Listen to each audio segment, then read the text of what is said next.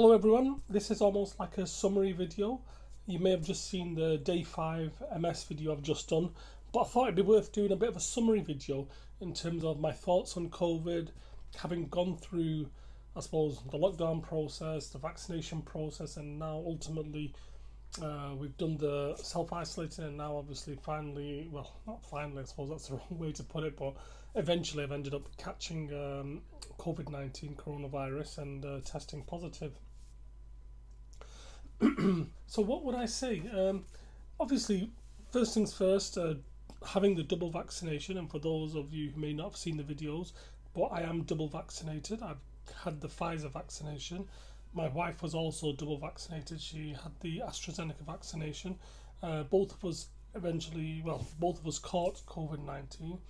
I think she's coming towards the end of a cycle. I don't know if that's the right word, but once again, she had very mild symptoms. I'm having very mild symptoms. So it looks like it's obviously not stopped us getting it, but it has stopped us getting any profound symptoms. You know, like the ones that we read about on the website, see on the news, and hear from other people, because it's obviously can be very horrific for a lot of people, and obviously it's led to obviously hospitalization, deaths, and people obviously losing loved ones. So I suppose I feel privileged having had the vaccination, and I was eager to have it. I mean, there was no thinking about it, to be honest. I just thought whichever one I'll get, and I'll take it, and it's kind of just meant to be that one. So I mean, I think the way the vaccination works, it acts like a coat of armor. It's not quite a shield that kind of pushes away coronavirus. It's just like an armor, so it protects you. So even though if it gets within you, like it has done for me, it's protected me so far. I mean, like I say, it's only been day 5, so I mean, God knows where else it takes me and how better or worse I get over the next several days. But that's what I've noticed so far. And also, I think summer is probably the best time to get it, because I'm fully vaccinated. It's only been about 2 months or a month or two since I had my second vaccination, so you'd think I was like peak vaccination status. The weather's been unusually amazing and beautiful here in the UK. I mean, with temperatures around like between 20 odd and 30 every single day. I mean, which is unbelievable almost. But I mean, for being British, I never complain about the weather. I mean, we'll take it. Well, we'll never complain about hot weather anyway, because it's usually miserable.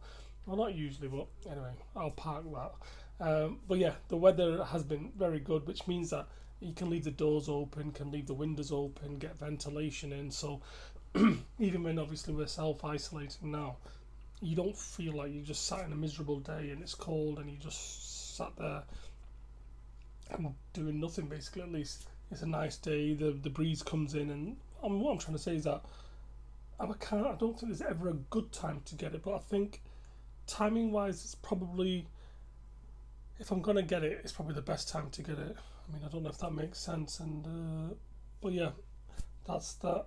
I mean, it makes me think about this whole herd immunity idea. I remember this time last year, or when it first started, we were, as the government and the NHS and the doctors, they talked about herd immunity, and obviously that, I think we quickly changed that and worked towards the vaccination. But now I'm thinking it's a mixture of the vaccination and herd immunity. So this is obviously just my thinking. I'm thinking if everyone gets vaccinated, everyone gets double vaccinated, and then ends up getting COVID-19, and I think that will give everyone the antibodies as well as a vaccination. Obviously, I'm not a doctor, I'm not a professor, I'm not an educated person in that field at all, but it's just, I'm going off my experiences and what I'm seeing and how we can all get through this, basically, because it looks like coronavirus, COVID-19, is going to be here forever. Whether we have to have booster vaccinations, or whether you get it once and you never get it again, or whatever it is, it's always going to be here. So I was saying to like family and people, and just like obviously, because obviously once you get it, you're speaking to people on the phone, and you're speaking at home about how it's impacted, and I think it's only a matter of time before everybody gets it. I think it's logic and intuition just says that eventually everybody will get COVID-19. I think when you come to say July 2022, so basically this time next year, I personally truly believe that it'll be a case of who hasn't had COVID-19 or who hasn't had a positive test. I think by that time everyone will either have had it or believe they've had it, because I'm sure there's people out there who've had it, didn't get tested or didn't find the need to, or whatever, for whatever reason they probably had it but not been tested. So I personally think by this time next year it'll be a case of who's not had it.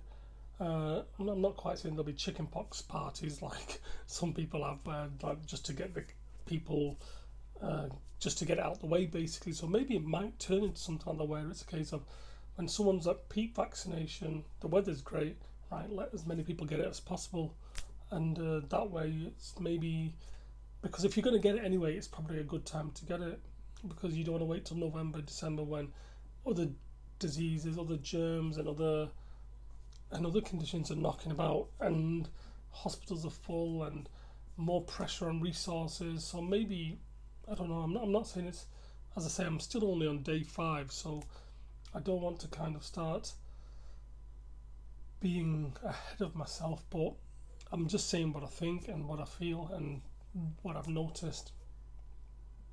So that's pretty much my thoughts on it. I mean, for what it matters, I don't know.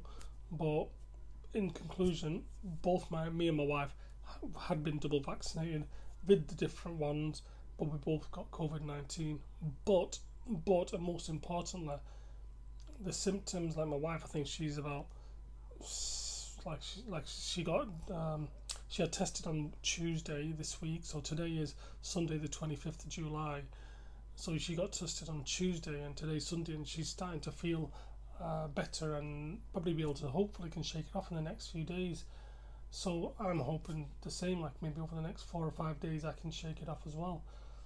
So for the little symptoms or the little feeling that's still hanging about your body, where you can still sense that you still have some sort of symptom or some sort of reaction or drawback or whatever you want to call it, there's something that in your body that you feel like, I'm still not quite 100%. So I think once you get over that, that will be good. But that's just my thoughts. I think, as I mentioned, have double vaccinated is great. I don't think it's going to stop us, because I don't think it's a shield. It's like a coat of armour.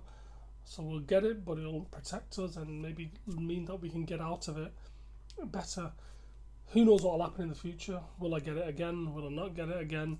Will it be worse? Will it be better? Will I notice it? Will we not notice it? I mean, I suppose we don't know, and I suppose because there's probably not enough data out there of people who've had the double vaccination, had the COVID, and then had the chance to be reinfected or whatever it might be. I'm sure there's research going on there, but that's how I feel, and hopefully that provides some sort of value. Anyway, I'll be hopefully doing my day 6 one tomorrow, so we'll see how that goes. But as I mentioned, if you want to see any of the other day 1, 2, 3, 4 and 5, I've done the videos there. Hopefully subsequently going to go on to do subsequent days, and hopefully we can all get through this. Okay, thank you very much. Take care. Bye.